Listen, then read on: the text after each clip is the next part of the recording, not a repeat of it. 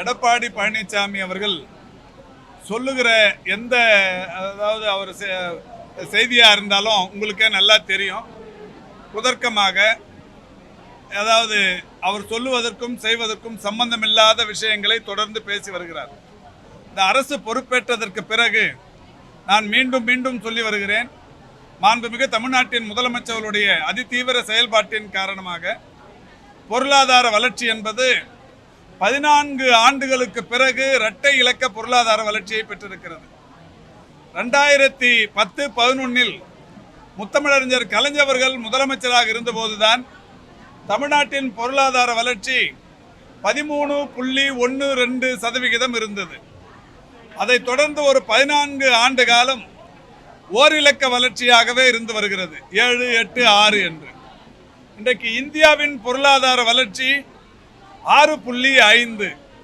மாண்புமிகு தமிழ்நாட்டின் முதலமைச்சராக முத்துவேல் கருணாநிதி ஸ்டாலின் அவர்கள் பொறுப்பேற்று செயல்படுத்தி கொண்டிருக்கின்ற திட்டங்களின் காரணமாக, செயலாற்றி கொண்டிருக்கின்ற பணிகளின் காரணமாக இன்றைக்கு ஏற்பட்டிருக்கிற பொருளாதார வளர்ச்சி என்பது 11.19.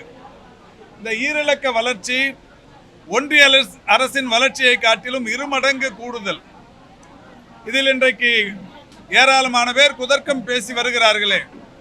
குஜராத் போன்ற மாநிலங்கள், கோவா போன்ற மாநிலங்கள், ஏறத்தாழ 4 பெரிய மாநிலங்களும் 2 யூனியன் பிரதேசங்களும் இந்த வளர்ச்சி பட்டியலில் இடம்பெறவே இல்லை. இந்த நிலையில் தமிழ்நாடு ஈரிலக்க வளர்ச்சியை பெற்றிருக்கிறது. இது குறித்து பெருமைப்பட வேண்டும், சந்தோஷப்பட வேண்டும், மகிழ்ச்சி அடைய வேண்டும். நம்மால் முடியாததை ஸ்டாலின் செய்து கொண்டிருக்கிறாரே என்று மாதட்டி கொள்ள வேண்டும். அந்த பெருந்தன்மையெல்லாம் எடப்பாடி பழனிசாமிக்கு சத்தியமா வராது. சமூக நீதி பேசக்கூடிய திமுக திருமாவளவனுக்கு துணை முதலமைச்சர் கொடுக்க வேண்டியதுதான் என்று தமிழிசை சவுந்தரராஜன் எப்படியாவது அரசியலில் தன்னுடைய இருப்பை காட்டிக்கொள்ள வேண்டும் என்பதற்காக அவர் வெறுப்பு அரசியலை செய்து வருகிறார். அவருக்கெல்லாம் நான் பதில் சொல்ல வேண்டிய அவசியமில்லை. என்னங்க இல்லை, பொதுவாகவே இந்த நாய்க்கடிகளினால் ஏற்படுகிற தொல்லைகள் என்பது இன்றைக்கு அரசு கூர்ந்து கவனித்து வருகிறது.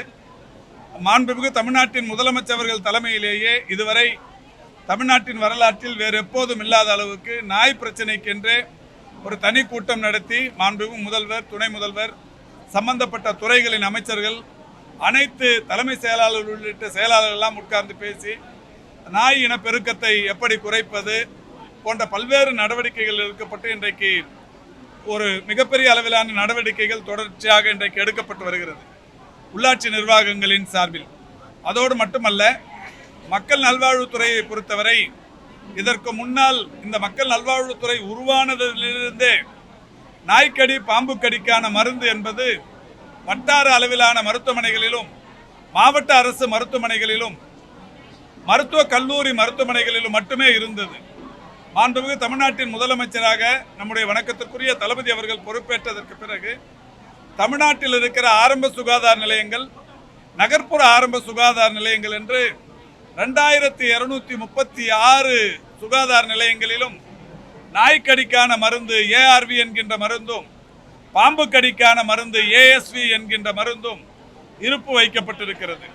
எல்லா ஆரம்ப சுகாதார நிலையங்களின் நுழைவாயில்களிலும் இங்கே இந்த மருத்துவமனையில் இது நாள் வரை இல்லாத பாம்பு கடி, நாய்க்கடிக்கான மருந்து கையிருப்பு இருக்கிறது என்று விளம்பரமும் செய்யப்பட்டிருக்கிறது. எனவே பாதுகாப்பான சூழல் என்பது இந்தியாவிலேயே நாய்க்கடிக்கும், பாம்பு கடிக்குமான மருந்துகளில் தமிழ்நாடு இன்றைக்கு முதலிடத்தில் இருக்கிறது என்று ஒன்றிய அரசின் மக்கள் நல்வாழ்வுத்துறையை பல இடங்களில் பாராட்டியிருக்கிறது.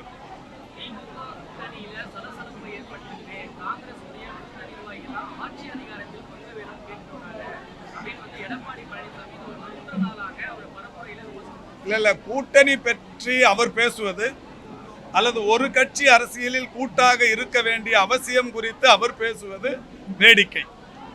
டயா பூஸ்டர், சுகருடைய ரிமோட் கண்ட்ரோல் இனி உங்க கையில. அனைத்து மருந்து கடைகளிலும் கிடைக்கும்.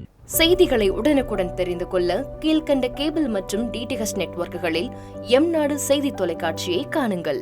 பாதகம் செய்பவரை கண்டால் நாம் பயம் கொள்ளலாகாது பாப்பா. மோதி மிதித்துவிடு பாப்பா, அவர் முகத்தில் உமிழ்ந்துவிடு பாப்பா. அண்மை செய்திகளை உடனுக்குடன் தெரிந்து கொள்ள இணைந்திருங்கள் எம் நாடு தொலைக்காட்சியுடன்.